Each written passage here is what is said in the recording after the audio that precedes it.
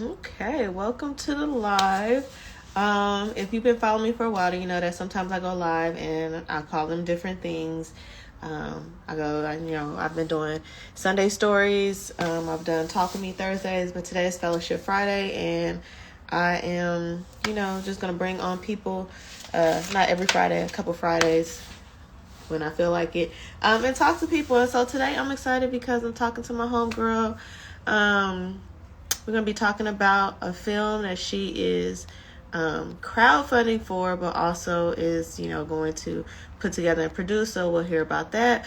We'll talk and see like what she's been up to, and then, whatever comes to mind, because that's how I roll. So give me a second, y'all, because I've been trying to go live for the last 5 minutes, and Instagram low-key been like, no, not today, and been cutting out and doing weird things. So we're going to see where this leads.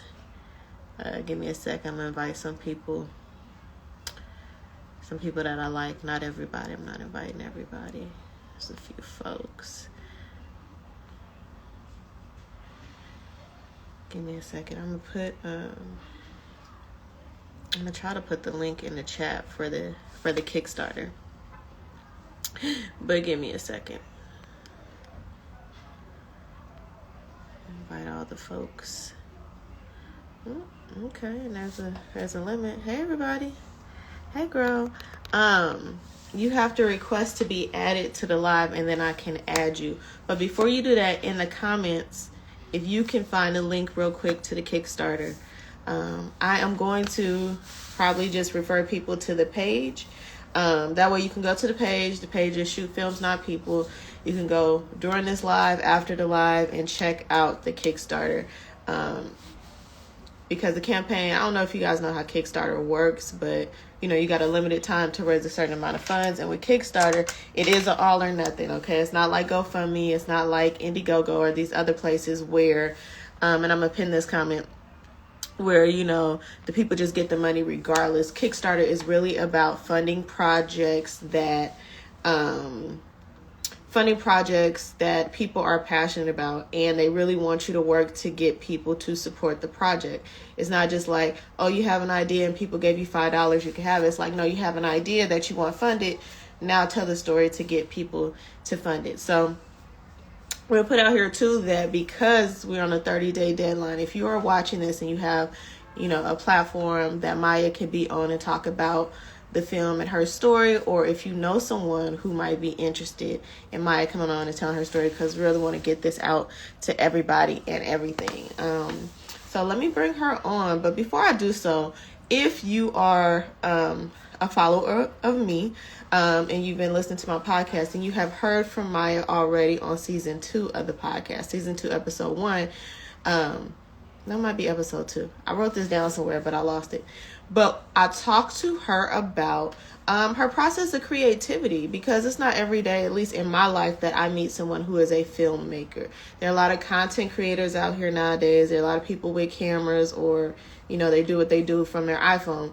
But a filmmaker, so I wanted to break down what that process of creativity was like for her, how she got into making films and stuff like that. And it's so interesting because it's kind of like she and I switched places, because she's from Chicago and she's on the West Coast, and I'm from the West Coast and I'm here in Chicago.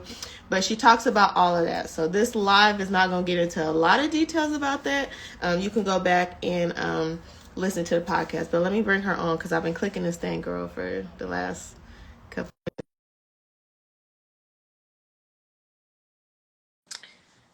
So we'll wait for her to come on, because I'm just pressing buttons. Instagram, work with me. Okay, here she goes. Okay, it works. I'm here. Okay. Hey. Hi, thanks.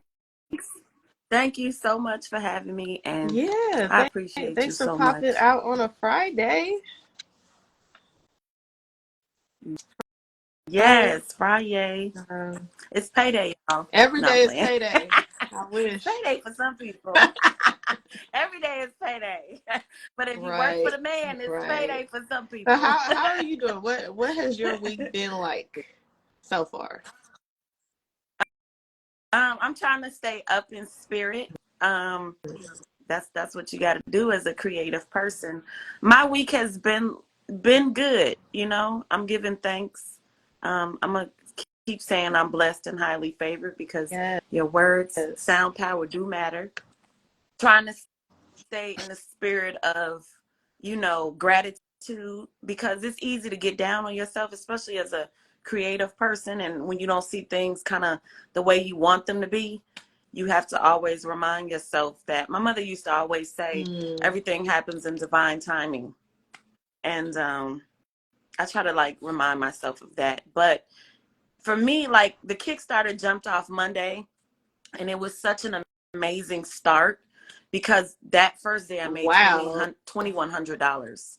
So it was like, what the hell? But I realized, like, breaking it down in numbers, to raise 15,000, I need to make about 500 a day, pacing it. So it has been slow now. I would say it's kind of been at 23, maybe 60 something for the last 2 days. But I'm looking at it like that's 5 days of, you know what I'm saying? That's 4 days that I had advantage of because I had got Yeah. 2,300 already. You know what I'm saying? So now day 5 is down to, okay, I need to make X Yeah. amount of dollars to make sure I keep up with that, you know? But I've done Kickstarter before, and Kickstarter is really like a lot of times towards the end, you get people pledging, you know, and putting in the money. It's just like you want to see it now because Kickstarter, like you said, is all or nothing. And it's really like you be like, oh my God, I got Yeah. 20, 30 days, I got 10 days, you That know.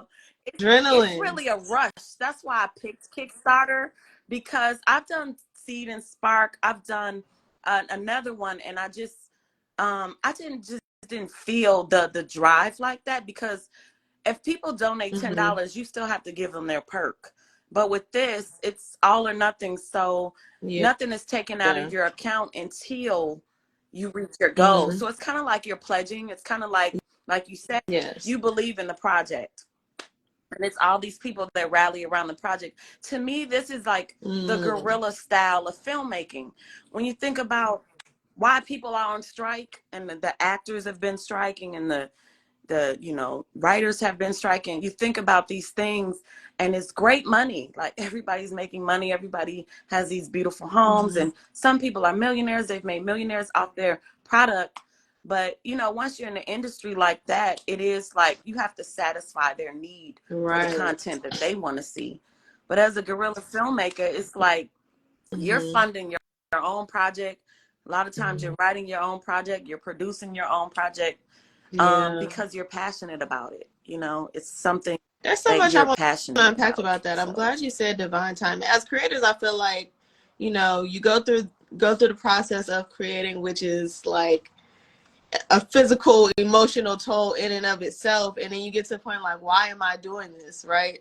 And then you like create something, you put it yeah, out there, and you don't know how people are going to take it, or you're waiting on this response, but it's like all in divine timing, like what your reception is going to be, what projects you're putting out, and all of that stuff. Which brings me to my question to you, yeah. is because when you were on the podcast, which was like a year ago, you said you weren't making any films. You said you making it good. We talked about I shooting know. films, I not did. people. And you're like, I just want to, you know, I'm all about the brand and the clothing, and I just want to get the message out there. I want to inspire other people. You were like, and I went back and listened to this last night. You were like, filmmaking is so much work. It's like you put in all these It hours. It is. takes so much to do, and I just don't want to do it. So how did you get to this place when you're like, you know what? I got a story to tell, and I want to tell it through film. Yeah, I feel like, you know, it Mm-hmm. makes me emotional. Yeah, Yeah. just the ups and downs of being an artist. It's something. It's something. But I feel like as you get Mm. older, you want to leave a mark. I started out as a documentary filmmaker, but I did go to film school, you know, and I've always been passionate about storytelling. I've Mm. always been. My mom named me after Maya Angelou, you know what I'm saying? So I've always walked in that. I moved here from New York with the Mm. hope of screenwriting career. So I just was like, I don't want to film anymore. I just want to be a writer, and I just want to push this brand. And that's when I talk to you, because um, the documentaries, passionate projects. My last project, Afraid of Dark, was about Black men. And I made that project because I have a Black son that I worry about all the time. Being in a society where racism is like, you know, Black men, Black people in general, we've been through so much shit. And I feel like we are the face of racism. You know what I'm saying? No other race, I feel like, can really know what we feel like, what racism feels like, because we've had our foot, their foot on our neck for so fucking long, you know? So that film was like for my son. That film was for my dad. And I just feel like I was in the creative space of wanting to bring that project to light, and then it just didn't do as well as I thought it would do. You know, as a creative person, you have your ups and downs, and you want things to be the way you want it to be. But art is subjective, because you don't know if someone's gonna like it or not. And I feel like because that project didn't go the way I wanted to go, I kind of like didn't want to revisit it anymore. I wanted to walk away from it. But being here for 7 years, I feel like I've done myself a disservice, because I'm not living my truth as a filmmaker, you know? And that's what made me want to do this film before the year ended, you know? It's like my truth is a storyteller, and I'm radical, and I'm a revolutionary, and that's okay.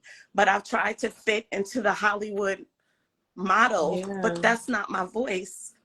I'm a filmmaker. I'm a guerrilla filmmaker. So for me, this project is getting back to that. What excites me, and what excites me is telling stories that no one wants to hear. Telling stories of Blackness, telling stories of Black love, telling stories of revolutionaries, telling stories of heroes that we don't often see. And even in this story, although the main character is white, you know, the main character is a white male, it's about school shootings, but it's also about how Black boys have always been criminalized. When I think about my son, I was the advocate. I'm still an advocate for him, because when you have a Black son, it's fuck, the world is against him. You know what I'm saying? And in school, I had to be the advocate for my son. I had to be the one that went to these schools, and like, you're not finna put that on my son. You're not finna put that he's special education. You're not finna put that he's you know, a bad student. You're not finna put and that's what they put on our children all the time. They put these labels on our kids, and they steal their light. I feel like a lot of times the educational system steals the light, the creativity. If you're a creative child, they don't understand it. You don't move like everybody else. You know what I'm saying? And my son was like, just had a hard time in school, you know? So this story is not just of this white boy that decides to shoot up the school. It's also a story of a Black boy who sees something that nobody wants to hear, because he saw that boy in the bathroom with the gun. And because they already have their perception of him, they don't believe him. Because I think that a lot of things could be prevented in this society. You know what I'm saying? But a lot of things also are based on race. I always say, like, even with serial killers, they so busy chasing us, you're missing the killer, that they allowing the killers to kill, because they always looking at Black people to do something. You know what I'm saying? And it's like, you got your foot on our neck so hard, and the eye on us, and the real criminals are out there really doing shit. You know what I'm saying? So the film is about a school shooting, but it's also about how I feel like we need to really take a look at how we perceive people, you know, and how society perceives people, Black people, white people, all that. It's a film that's gonna make people think, you know. I wrote it in a day. I wrote it because I, as a brand, shoot films, not people. I'm passionate about gun violence. I mean, when I was like 7 years old, I got a gun pulled out on me, and my babysitter at the time was playing Russian roulette with me and my brother. Flash forward, maybe a year later, he ended up killing his sister. That was my first Wow. visual of gun violence.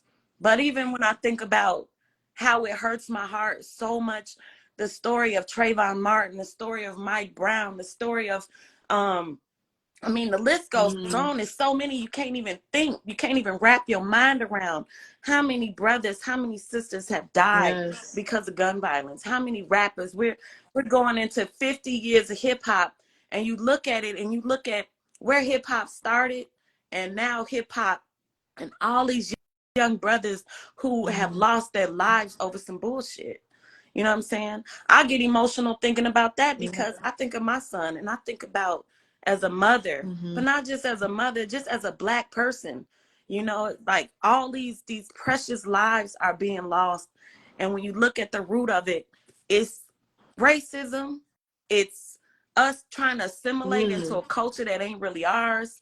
It's a lot of stuff, you know. So um I know I felt emotional for a minute, Yeah. but it's also passion because um you know, as a creative, we get it's the ups and downs Mm. of success that yeah. Sometimes it's like you gotta I feel like the project too stepping out of my head. I know that you have a lot of courses You that deal with did. I took one of your courses. Deal with stepping out of Mm-hmm. your head and doing Yeah. it. Cause a lot of times you'll live in your head and you'll think that even with this Kickstarter, you don't want to bug people. You don't want to feel like you Mm-hmm. hey Emmy. You don't want to hey Logic. You don't want to feel like and my friend Chris on, I saw him on too. You don't want to feel like you're bugging people, but at the end of the day, I feel like Kickstarter makes you not give a shit. because because it is an all or nothing campaign and you gotta really go hard and you gotta tap on doors that maybe you haven't tapped on for a minute and I just would say that I yeah. appreciate your passion. I welcome the emotion because I mean it's the reason why you're doing this, right? If you didn't care, you weren't passionate about it, you wouldn't have done it. You wouldn't be going through these ups and downs and keep coming back to the same place where you know that you're supposed to be. I think a lot of us get stuck in our heads. Creatives, non-creatives, everybody gets stuck in their head because you do feel like, oh, well, I'm bothering people, or oh, well, people might not want to hear it, but that's you making that decision for them, right? Two things I learned when I was fairly young. This happened kind of like around the same time. I think it was like 17. Yeah, it was probably like 17 because either I was going into my senior year or it was the summer after my senior year. But I did two things. I read Langston Hughes' autobiography, The Big C. It is the one book I recommend that everybody read, especially if you're a creative, because you want to talk about that journey of up and down. Like Langston been through it. The And Big it's called C. the big The Big C. C. It is, Oh, the you big know, Langston Hughes wrote a bunch of poems okay. about a lot of stuff. He's really credited for, like, you know, carrying the Harlem Renaissance and all that kind of stuff. But in all the things that he wrote, this Yeah. is the only story about his life specifically. And he talks about working. He worked as a waiter in a bunch of different restaurants. But in his mind, he always knew he wanted to be a poet. So he would just write poems everywhere. He would write them on the bathroom stall. He would write them, you know, on the ticket for people to pay. He would write them on napkins, and he would just leave them places, and he would just give them to random people. When he was walking home or walking to work, he would just hand them out to people. And one day, one stranger that he handed this to found him and said, I really, you know, like your work. I really love that poem that you were doing. I want to support you. All right. I want to be your patron. I want to give you money. I don't know what you're doing in the world, but you need to be doing this. You need to be able to focus on your writing. And he said, I can't do that. I got to work. I got to take care of my mom. I got to do this. I got to do that. And he's like, how much is that costing you? Okay. You know, this is like the 1920s. He's like, oh, you know, it's $5. He's like, cool. I'm going to give you $10 for you to stop working and for you to do this. And that person literally paid him, was responsible for getting him his first publishing, you know, held all, made sure that he Wow. can keep the majority of the money for the things, you know, because like most people you hear in the music industry, people getting ripped off on deals. They, you know, found him a lawyer to make sure like everything was right with his money. He was able to purchase a brownstone in Harlem, like all from this person, like supporting him because he continued to put out his work. Now, you know, coming from big cities, if you ever walk in, you know, Los Angeles or New York or any big city and people handing you flyers, you're going to take that and throw it, right? Back in the day, people don't do it no more. People used to hand out their mixtapes, the CDs, and you're like, oh yeah, I'll listen to it, and you toss that in the trash. I'm sure a lot of people threw away his work, but what mattered is the one person who didn't, the one person who saw his light and did it. At that same time, I got not my first job, but my first job that was making a lot of money, because I had done, as a kid, I was a hustler. I was washing cars. I was, ironing people's laundries, all kind of things to make money. But then I got this job working for the company is called Vector Marketing, and they sold knives, Cutco knives. If anybody ever had this job, you got swindled. You probably found on Craigslist somewhere, flyer said, come and do this job, and you was like, cool. And I was selling knives. Now, at this time, I didn't know, really how to cook. So you had to go and, you had to demo the knives and how you cut onions and all stuff. I didn't really know how to do that. But what I decided in this job, I was going to be successful because I was going to do everything that my supervisor told me to do, right? They said, oh, here's a script. I'm going to read that script word for word because they're saying this works. That's what I'm going to do. And what I ended up doing in that summer, you start off, they tell you write down, a list of all the people that I wrote down all these people. And they're like, okay, we want you to call all these people and set appointments for knives. And my first thought, these people is not going to buy knives from me. I'll tell you, I wrote down 50 names. And out of those 50 names, 40 of those people bought knives from me. I didn't even know if these people have knives in their house. I don't know if they had a kitchen, but I called, I did my script, and these people bought from me. And some of those people, I called, they didn't answer on the first try. And my supervisor was like, call again. Call again in 3 days. You called at 5 o'clock, tomorrow call at 2 o'clock. And was telling me all these things. I'm like, I don't want to be bothering people. I don't want to blah, blah, blah. But people got back to me. And my supervisor said, you have permission. You have permission to contact people, to reach out to people until they tell you you don't have permission, right? People tell me all the time, Brandy, you post too much. You can always unfollow me, right? Oh, you send out to me emails. When you unfollow me, that says, Brandy, you don't have permission to be all up on my social media like that. I'm going to mute you. I'm going to take away that permission, but you have permission to tell your story, to share what you're working on until somebody tells you, what, I'm not interested in that. So everybody, keep emailing people about your Kickstarter. Post about it 20 times a day. Because on that 19th or 20th time, the person who's meant to see it, that person that got that $10,000 bag that they've just been looking for a project to donate to, is going to see it. And the people who, contemplating if I should do, $10 is too much, they're just going to ignore it. And that's totally fine because this project might not be right for them, but the next 10 projects you post about might be. So you never know when that blessing is going to come, when that one supporter is going to come. You got to get past all the people that's just in your way to begin with and get to the person that can help and support you. Those are the two things that I learned. So people always tell me, like, oh, Brandy, how do you keep going? Like, you just keep, because I need to get past you to get to the person that's really going to help me. If I got to hear 100 no's to get to that one yes, and I used to sell Mary Kay too. And Mary Kay used to have this challenge when you first started. It was called the 100 challenge. You gotta get 100 no's. It doesn't matter if I called 100 people and they all say yes. I need to make 100 more calls and get people to tell me no. I'm like, oh, you want to buy this set? Okay, how about this set? Okay, you don't have to get the set. What about this one project? What about this? I have to get 100 no's, and that really taught me just how to deal with rejection. The rejection isn't personal. It's not personal. It's like people just is not what they're on at this time. Maybe they just ain't got it. Maybe they're not interested. Maybe people saw the Kickstarter and they ain't gonna read the thing or view the trailer or what have you, and they don't really know what's going on. As much as I post every day, all day, people will still tell me, oh, I didn't know you were doing that. Oh, I didn't know. Like I literally have like almost 7,000 posts on my page. If you, oh, you're a coach? You do what? You got a podcast? What do you think I'm posting about all day? I just skip it past it. So keep posting, keep posting, keep posting. I said a lot, but I love that you're doing this project. You said a lot, but girl, you dropped so many jewels. And I know that what you said resonates with everybody on here. So it's important. Keep and that's keep pushing whatever you are doing. Keep pushing it. I love that you're doing this project, and it is, a lot of your projects have been along the same lines of all of those things that you're passionate about gun violence, about racism, about Black people, Black culture, about our voice in society. And this one really struck a chord with me because, I used to be a teacher. And one of the reasons why I stopped teaching, we had a school shooting threat. And the school administration did not take it seriously. They did nothing. This kid, he Oh was my on social goodness. media. Like, he made a list of all the people that he wanted to make sure that he got. He came to school, he talked to the Oh my. counselor, and the counselor just sent him home for the day. And he came back to school the next day. And he With came, he the had the gun? gun at school, and he came to school next year and just went to classes. Counselor didn't tell anybody that this happened or anything. How we came to know about it at the school is because some of the students had saw his post on social media and started to get concerned. And so the kids were coming up to the teacher saying, hey, he posted on social media and he's at school today. Like, is anybody going to say something? Anybody going to talk to him?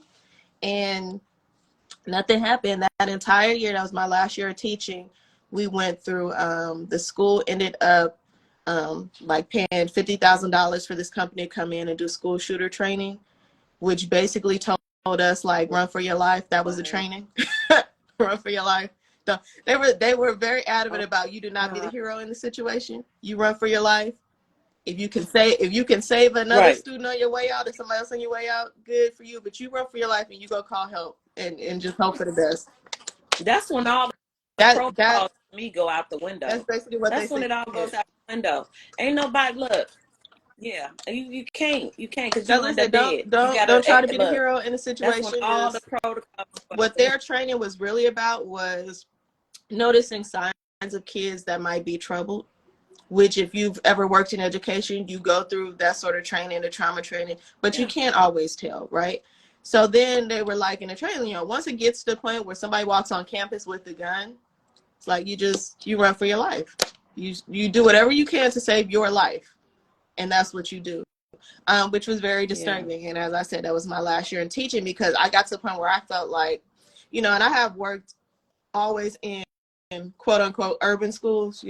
My first teaching job was at the worst school possible. Like, I got the job before I even had my teaching Yeah. license, because Was this was in that in Chicago Richmond in or California. West? I got the job before I even had my teaching license, because no other teachers would go in the building.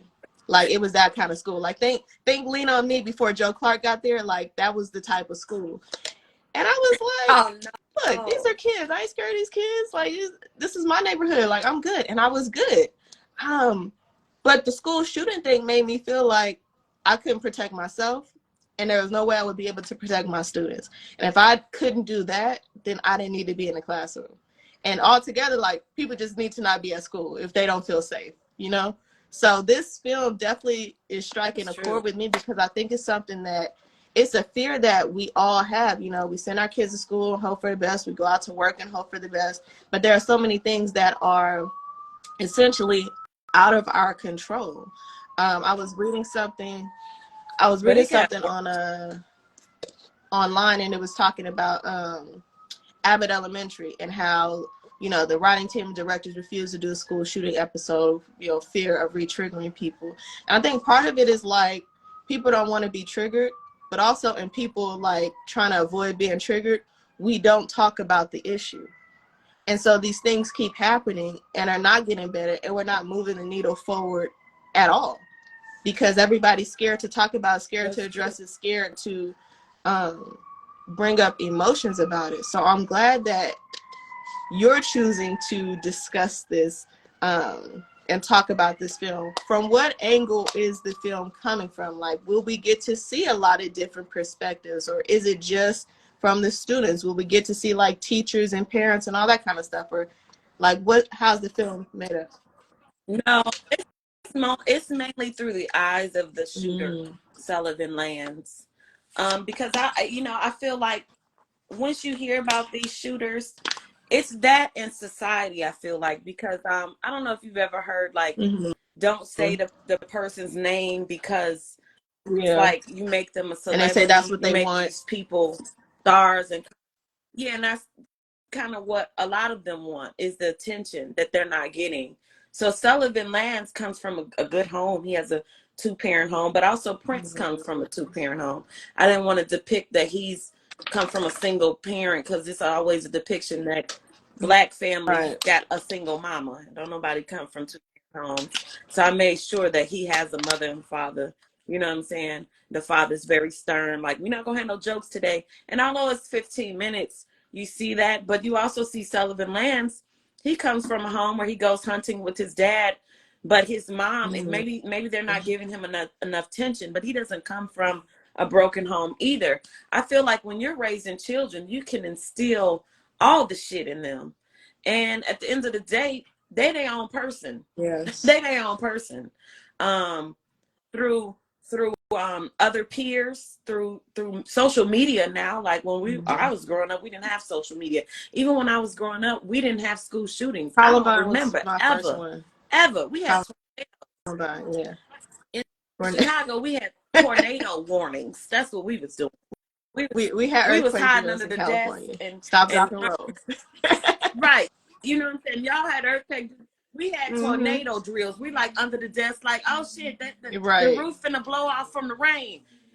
Never in my life, but now it's so common. It's so common to turn on the TV and hear about a school shooting, and that's exactly what happens in the film. That's how it starts off. He's getting ready for school, and in the background you hear another school shooting, this, that. Now I don't know if that was Mm-hmm. what made him want to do it, but the film ends with another little boy watching TV, kind of the poltergeist kind of feel, watching the TV and hearing about the school shooting. It ends like that Mm-hmm. because I feel like sometimes it is, a lot Yeah. of times it's copycats. A lot of times, they see it on the news, they see it, and they want to feel, they leave these manifestos because they're not feeling like they belong. They're not feeling seen. And They want to you know leave a something mark, else that I'm and learning I feel now too. My son is 15.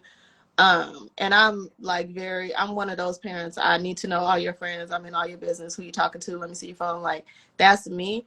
And I feel like kids nowadays, they hold in so much emotion, and they don't know how to communicate. They don't know how to yeah.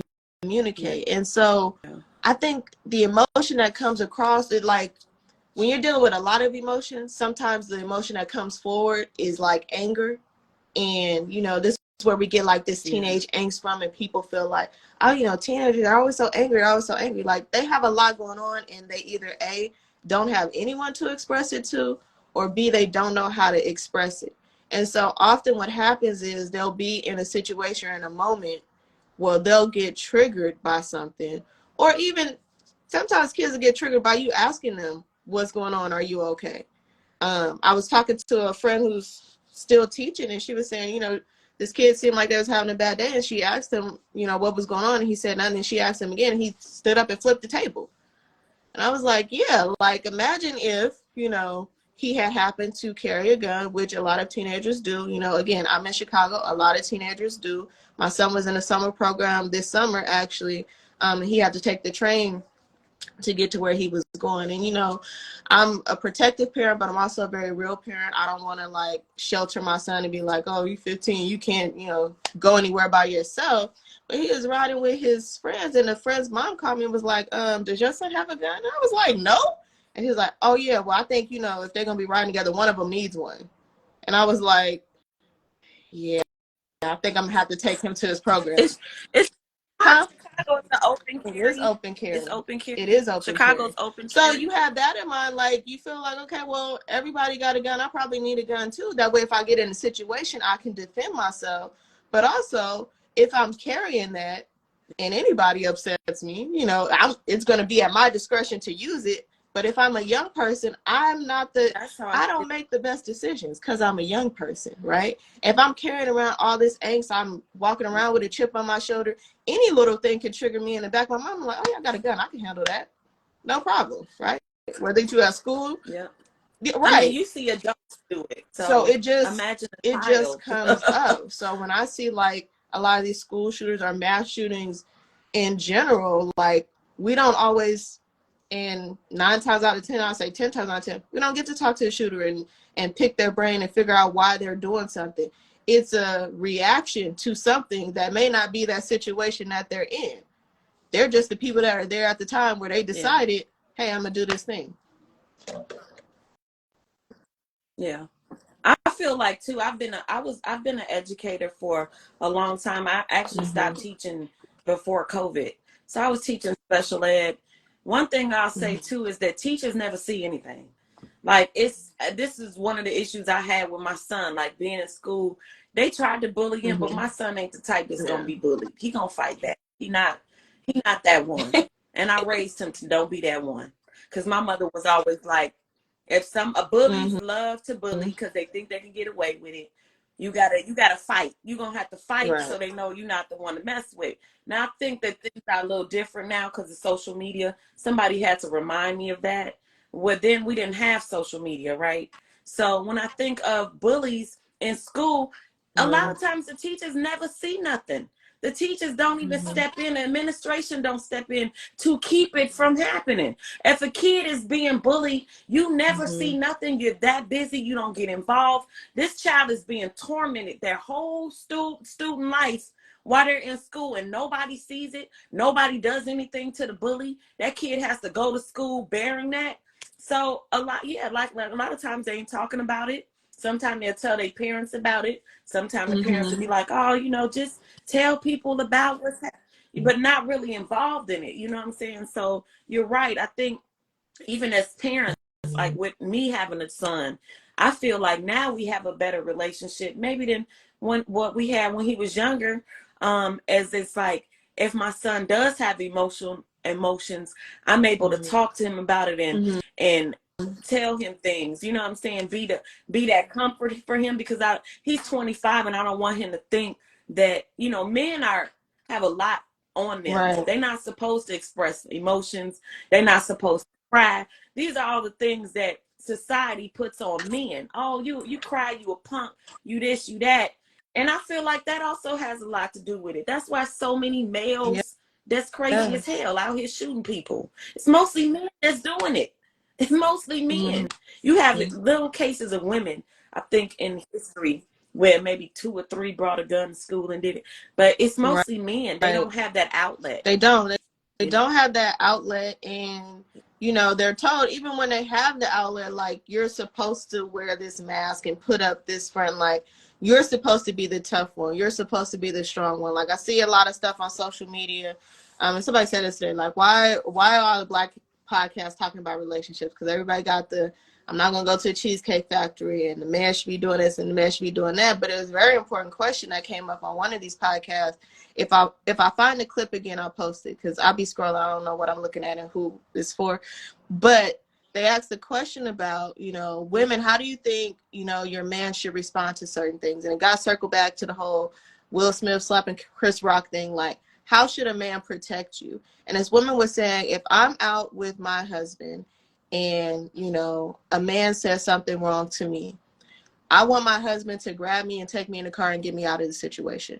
I don't want my husband to go and address that situation, because he could be shot. He could be harmed in some kind of way.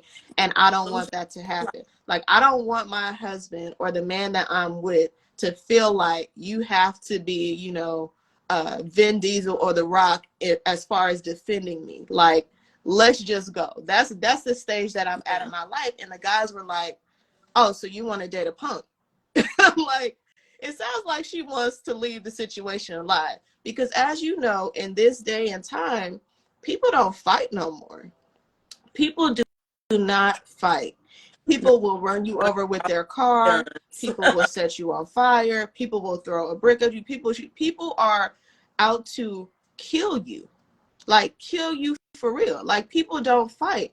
So if somebody is being disrespectful to me, and I'm like fully prepared to argue, because that's how I get down, we're not going to argue for too long before it turns violent. And that's just the reality of the situation. You can say, oh, no, it's not going to be like that. No, that's how it's going to be. That's what you have to expect. I be driving, and my son, he's got his little permit now, so he's driving too. And I'm telling him, look, it may be cute when you're in a car and somebody cuts you off and you get all upset. Let them go. Let them go. Because I want you to come home. I don't care if, the car gets scratched on the side. We can fix that. I got insurance, right? I got a little money to the side. But I can't replace you. So you're not about to get out here and start drag racing with people, and you want to go cut them off again. You don't want to go in front of them, do that. You're not going to do all that, because you don't know what these people have in their car. You don't know what they on their way to or what their mind state is like. And you have to be very aware of that. It's so many violent situations that stem from road rage, that stem from a lot of different things, and people are losing their lives because of a split decision. They are, You know, and it's not worth that. yeah, yeah. I've seen a lot of the road rage, and it's like, dang, crazy how people, even if, yeah, you cut them off, you can honk your horn the wrong way. It's just, yeah, people's patience is very low. And I feel like, unfortunately, social media and a lot of things that is happening, like with the attention span of people, it's just, people got a 2-second attention span at this, in these 7 seconds. 7 seconds or less. That's why they say on YouTube, don't make no over 30 minutes, because nobody gonna watch it. Right. They sifting through it, you know. They 2-3 minutes, they done. It's like, dang. Well, what is the message that you hope people walk away with from this film? If not, even if it's not a message per se, but conversations. I think that dialogue has to be, the whole Shoot Films Not People movement is to create dialogue. I feel like just shoot films people not alone, the slogan makes people think. And I just want this film to make people think about, as a society, how are we allowing our children not to feel safe? Because there's a lot of things that can be done. I don't think arming teachers is it. Now, when you come from the inner city, I think about my son in Brooklyn. I mean, the criminalization of Black people, even in school systems, because my son in high school had to go through the they had to put their stuff. Yeah, metal detector. Okay, that's how it was. That's how they get down. Metal detector. Even as a teacher, you got to put all your stuff on the metal detector. The students have to put their stuff on the metal detector. You know what I'm saying? In these high schools, I don't know if that is going to solve the problem in schools that are not inner cities, but something needs to be done. It's not. Let me tell you, as a former teacher, no, the teachers is crazier than the kids. You do not want to give a teacher a gun. Listen, it is the most dangerous thing you can do, especially for Black students. Like, you have to understand, a lot of teachers don't actually like children. They don't like kids. And so, you know, as a teacher, I coach teachers, I observe teachers, I have walked through many schools, and you see teachers yelling at kids, teachers grabbing kids, teachers. If a teacher had a gun, more kids would be getting shot. I could promise you that. You do not want to give teachers guns. You do not. Teachers would be shooting each other. Yeah. You know, some gossip going down in the staff lounge. A kid don't turn in their homework for the 10th time, and now the teacher just, blacks out, and next thing you know, your kid is shot. You do not want to bring guns onto campus from teachers, students, or anybody. No. Not even the security guards should have them, because it's just the security guards think they police, so you dealing with that too. I think the metal detectors might, unfortunately, I feel like a lot of people, we're used to those things, which is sad. We're used to those things being in our neighborhood and being in our areas, but I feel like everybody needs them at this point, because it's too much. It's too many kids bringing guns to school, and how else are you going to detect it? Like, that's just one way. It's very small, but it might save some lives. If kids are bringing guns to school, it might stop that. Now, to have a shooter like in Texas, or was that Texas? Yeah, when the shooter came, Rob Elementary, and came into the school, that could have been prevented too, because they saw the man coming into the school. The police didn't do shit. Them police let that man come in there and kill all them kids. It was an off-duty, I think they said an off-duty border patrol person that heard about the school shooting while he was getting his hair cut, got his gun, and went into school. Right. So you had all these cops that were scared to even go get the attacker. Meanwhile, he's killing all these kids. That could have been prevented. It's so many things. I feel like so many things that could have been prevented, but You know, somebody dropped the ball. Somebody left the door open by mistake. You know what I'm saying? It's just careless acts that I feel like this film, I'm hoping that it just make people think about, you're not blaming no parents in the film. You're not, it's just making people think about gun violence and where we're at as a society. Because like I said, there was no school shootings when I was growing up. Now it's so common. It's like, I don't even know the numbers. I think it's been over 200 something school shootings since Columbine. That's sad. That's really sad. As a society, like, your kids don't feel safe. It's a lot you got to deal with anyway. But the last thing you want to think about is that your child might not make it home because they went to school. Yeah. I'm glad that again, I'm glad that you're doing this film. For people who are on my page, if you're not following Shoot Films, Not People, make sure that you do, because she does post a lot of like these statistics and things that are going on in the world, so you can be, aware. She does force you to have this conversation and to see these things. So the film is, we are in day 5 of a 30-day Kickstarter. Tell me one reason why people should support you on Kickstarter. I think we have some amazing perks. I mean, that's just me. What are the perks? What do I get? Tell me if you can remember the levels, because I think the lowest level is 10,000. I mean, not 10,000. Okay.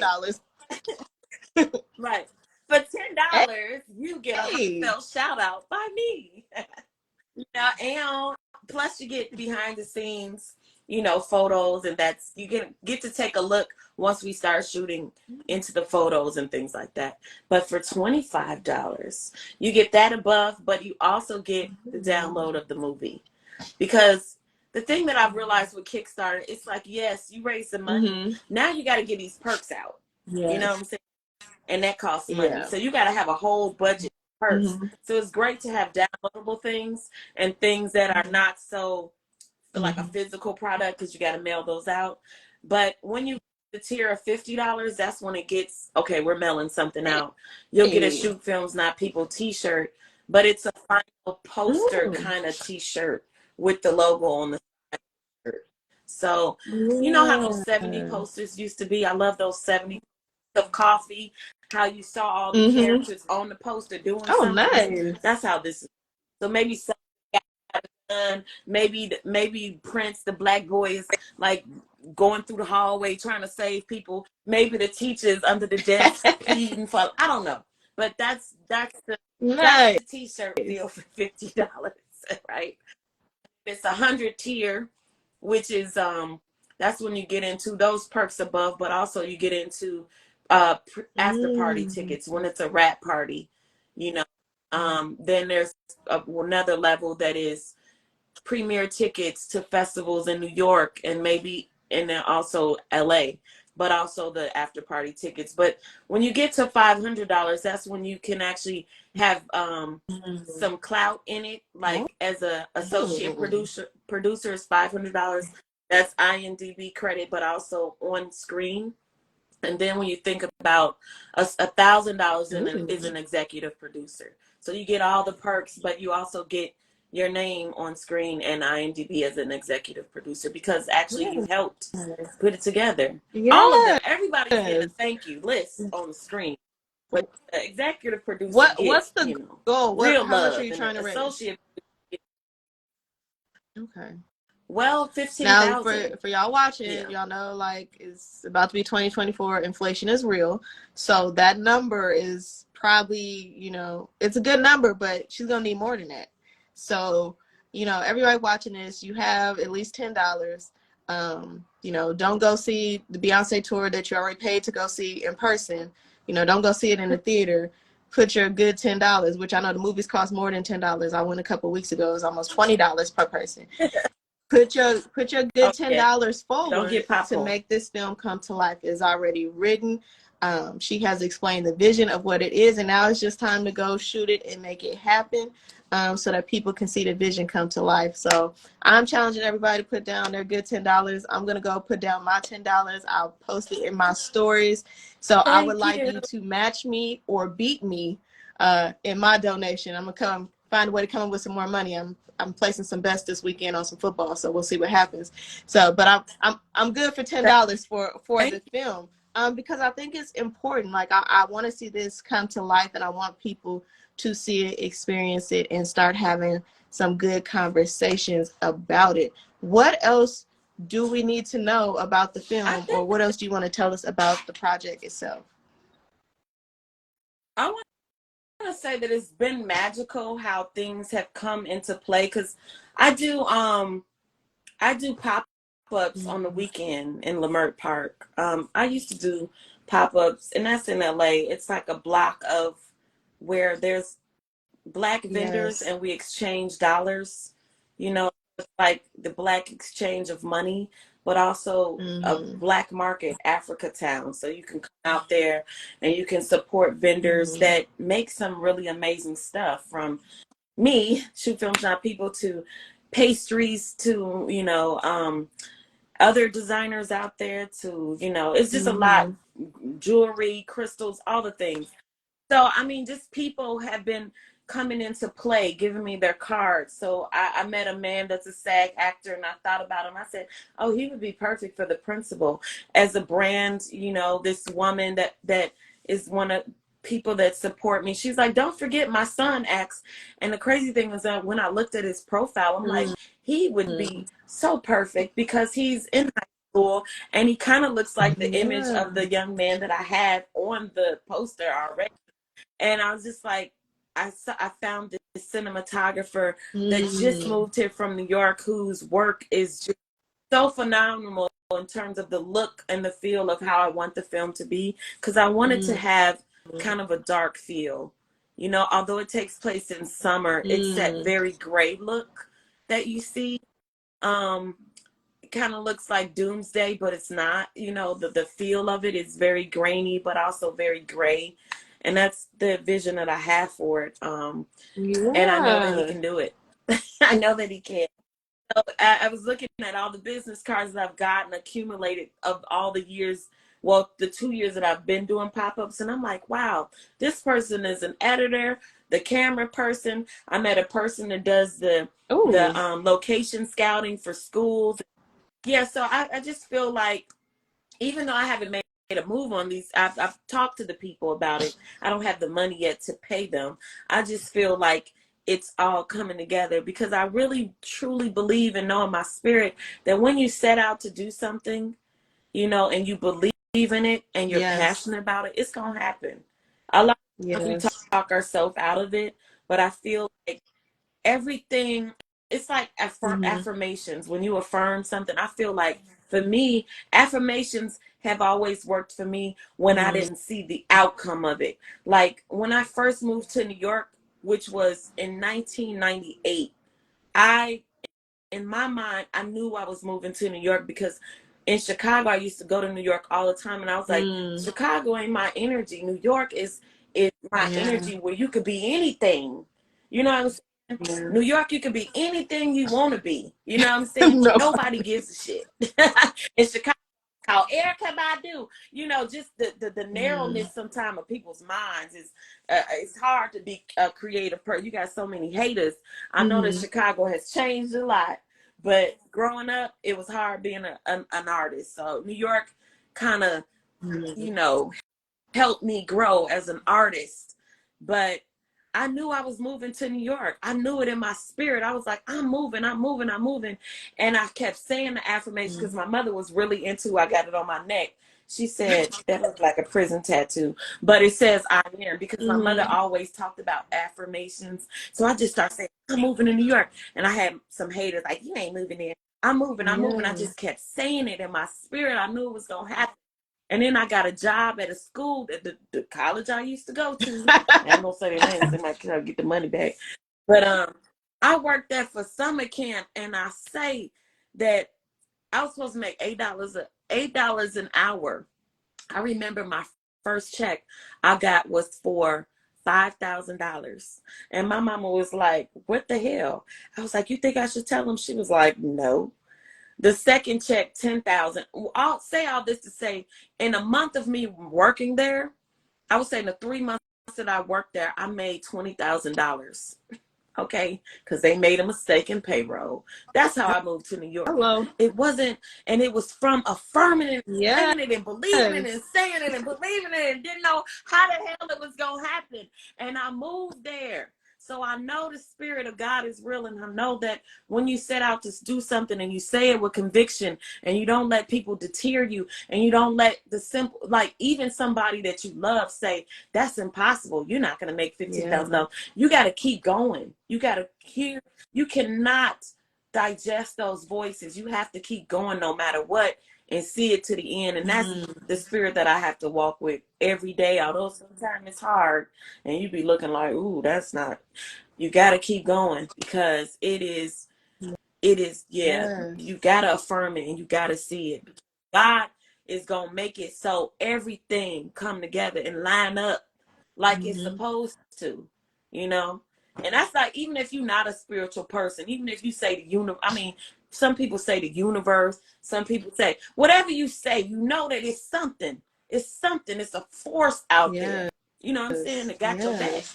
I love that. It is so real because if God gave you the vision, He's going to help you carry out the vision. I really believe that. Yeah, I never wrote a script in one day. I Never. believe that. I Never wrote believe a script that. in one day. But it was like talking. It was in my ear, talking. It was like, not only the film is just for, it's also the brand, the whole brand, Shoot Films Not People, is to amplify the voices of those impacted by gun violence, but also to make people talk about gun violence. Because like you said, a lot of times we don't talk about what's uncomfortable. On Sundays I do this tent talk in Leimert Park where I walk up to people, but I also walk up to vendors and people I don't know to ask them how have their lives been affected by gun violence. And the crazy thing is everybody has a story so deep that you don't even know how impacted you are because of it. Something happened, something you saw. Maybe you were at a party, you saw somebody get shot. Maybe you were held at gunpoint when you were young and forgot about it. It's crazy, but I feel like talking about it also helps you heal as a person. You know what I'm saying? It allows you to get it out. You know, and I feel like we need to have these conversations because we as a society, no matter what race you are, we all been impacted by gun violence in some shape or form. We just got to release it, but we got to talk about it, you know? Or it's going to keep happening. It's going to keep happening. I love that. I love that. So in addition to everybody watching this is giving $10, and we've had a little over 40 people, like say 48 people have joined this in and out. So they all heard me say donate $10. So somebody do the math because I'm not that quick. So 48 times 10, that's what you got coming to you at the moment. That or more. But in addition to that, if you're watching this and you're like, I really love this conversation, I wanted to keep going. If you have a platform, meaning people follow you wherever you are, LinkedIn, Facebook, TikTok, whatever, and you're like, I want Mya to come on there and talk about this and talk about her project on my platform, you can DM me or Mya and say, hey, would you be available on this day? Remember, we got 25 days left to get this money and wrap this project up. So in the next week or two, if you want to invite her on your platform to share, if you got a blog that goes out and you're like, hey, can I mention this in my blog and drop the link? You absolutely can. If you got a podcast, if you want to go live, if you just want to post about this on your page to help her get funded, it would be greatly appreciated. Okay? Yeah. And I want to give a shout out because I saw my friend on here, Logic, and I've been knowing him since 2006. Okay, he is the podcast master. So if you want a podcast, he can definitely help you. But also, he is my first executive producer, and I don't mean to throw him out there into the world and put him on blast, but he should be on blast because he is an amazing person. And we worked together on his film, Monkey Gang, that was all about hip hop. It was a mockumentary. And just an amazing person, always supported me.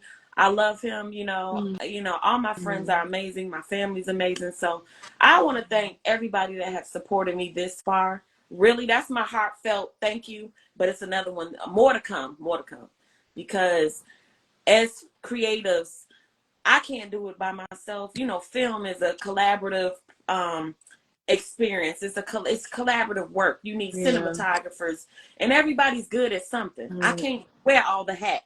I would like to, but it's tiring as hell to be the writer, director, producer, Yeah. gaffer, lighter, editor, sound person.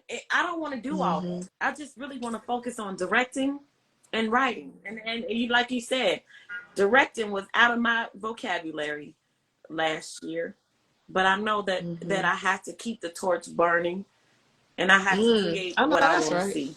Okay, Yeah. 'cause,